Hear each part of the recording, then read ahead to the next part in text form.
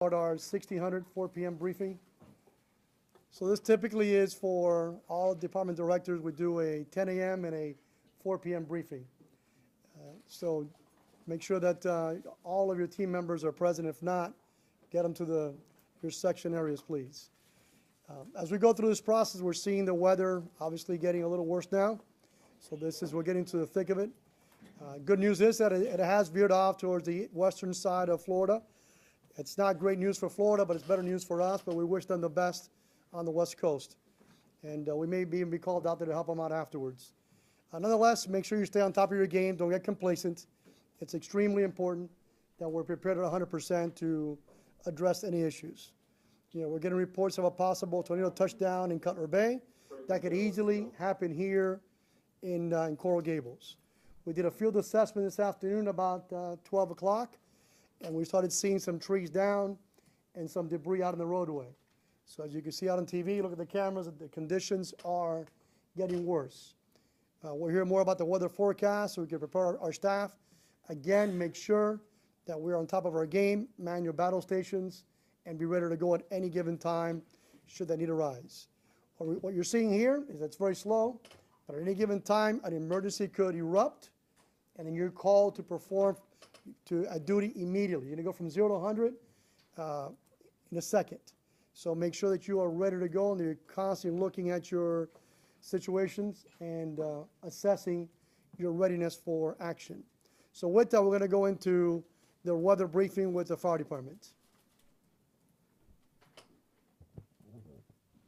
Thank you, Director. We're going to have Lieutenant Perez give, for the benefit of the department heads that are calling in now, a weather briefing and also an adjustment of the impact of potential severe weather as it has been adjusted based on the weather briefing. So, Lieutenant Perez.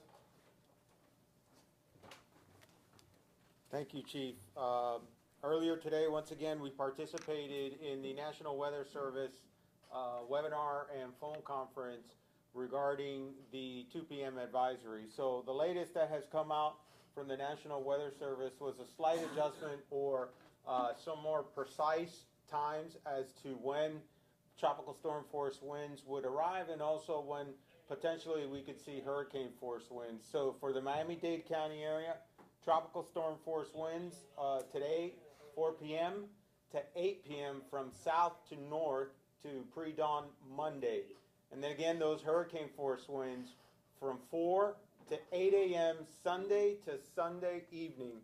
And the specific information on Hurricane Irma, right now it continues to move at 9 miles an hour with a northwest motion, is expected to begin later today with a turn toward the northwest on Sunday. Maximum sustained winds are at 125 miles per hour with higher gust, which makes it a Category 3 hurricane. The hurricane force winds extend outward to 70 miles from the center of tropical storm force winds extend outward up to now 195 miles. So again, very, very large storm. As the weather forecast has been saying, as it gets closer to Cuba or moving over the actual mainland Cuba, it will lessen in strength. But again, please keep in mind, we're not out of the woods. Once it gets to the to the warm waters between Cuba and the Florida Keys or the mainland Florida, it will gain in strength once again. So please do not take this as we're out of the woods, it's lessening, we're okay. It will regain strength. Again, the models, we have some more information on the models. The models have it continue moving to the west as forecasted from the National Weather Service. But again, based on the sheer size, we are still going to feel those tropical storm force winds and hurricane force winds in the Miami-Dade County area. Again, I just want to say we're not out of the woods. By no means don't think we're in the clear. So with that, that concludes our weather briefing. Anything to add, sir, at this point? Nothing? No. Okay. At this point, we'll go through the departments? No, we got to do the sections first. I'm sorry. Okay. Okay, so we'd like to go ahead and, since we are on an EOC activation now, is to go through our section chief briefing. And I'll start with operations. Thank you, Chief. Good afternoon.